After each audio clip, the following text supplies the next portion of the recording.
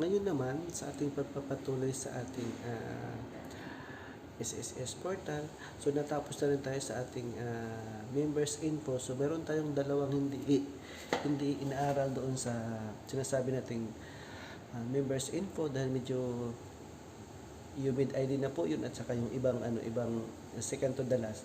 So ngayon naman nandito na po tayo sa ating inquiry. So sa ating inquiry makikita natin dito ang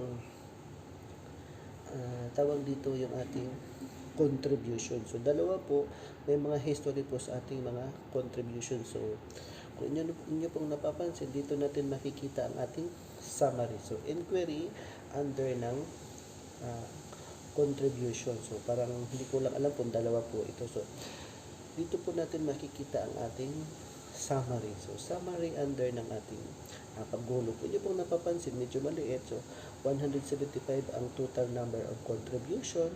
Ang total amount of contribution is 166,770 ba? So sige lang, ipopokus natin yan mamaya, palalakihin natin. So tama. So 170 ang 770 ang ating nahuhulog, kabuuang huhulog. So medyo malaki-laki po ang ating nahulog sa 2023 dahil 2,800 po ang ating monthly. Unlike sa mga nakaraang taon na 900, 960, 550, 530, 325, 600, 200. So ganun ang mga nakaraan nating hulog. So makikita din naman natin itong ating pagbabasihan ng ating paghuhulog. So sa mga hindi pa nakakaalam guys, ito po ay under ng ating My.SSS portal ng inquiry. So dito natin makikita ang ating contribution. So dito natin makikita kung ilang buwan na tayo nakapaghulog, ilan ba ay anong taon tayo nagsimulang naghulog, at saka ilang months ang ating hindi nahulugan, kung may mga laktaw-laktaw ba tayo. So dito natin makikita base sa ating table. So dito natin makikita ang ating summary table sa ating contribution. So naway nakapagbigay po tayo ng karagdagang idea, karagdagang information base sa ating pagre-research sa ating My.SSS kung paano natin sinishare ang ating contribution. So naway inyong nasundan, naway inyong naintindihan, at naway patuloy pa rin kayo sa ating pagsusubayba at paghuhulog ng ating pag-ibig SSS contribution. So ayan, kung babalikan po natin, yan po yung pinaka-summary natin. So yung summary po, dyan natin makikita yung kabuuang hulog ng number of months at saka yung accumulation ng total money na ang ating nahulog. So sa awa po naman ng Diyos, tayo po ay nakapag-loan ng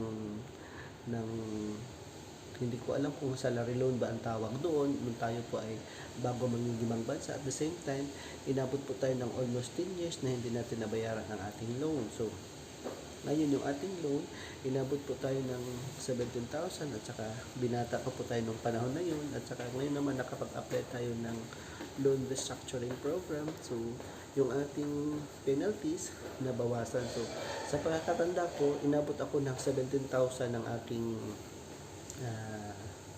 penalties kasama na yung ating principal amount na loan. Nung tayo po ay nag-apply ng loan restructuring program, tayo po ay nakapagbayad ng 9,900, almost 10,000. So at least nakapag-discount po tayo ng 7,000 na pagbabayad. So malaking bagay po yun, malaking tulong po yun na tayo po ay nakapagtipid-tipid. So sa mga may loan dyan, kailangan natin makapag-apply ng loan restructuring program para mabawasan yung ating mga penalties at saka magiging good standard tayo sa ating record tayo sa ating pag-ibig SSS contribution, I mean. So kung inyo nasubaybayan 175, so it means nasa 5 buwan na lang ang kulang para magiging 180 months. So it means 10 years, 6, tama ba? Paano ba? 15 years. So kulang pa ako ng 49 months para magiging 120 months para magiging kompleto na yung ating 20 years. So diba? So patuloy pa rin tayo sa ating paghulog kahit may mga lapses, at least malaking bagay pa rin sa ating pagpapatuloy sa paghuhulog. Kahit may mga lapses, at least ginagawa pa rin natin ng paraan. Kasi unlike nung iba, hindi nga halos makaabot ng 120 months. So, like for more, share for more. Thank you for watching. Stay safe, God bless, and bye-bye.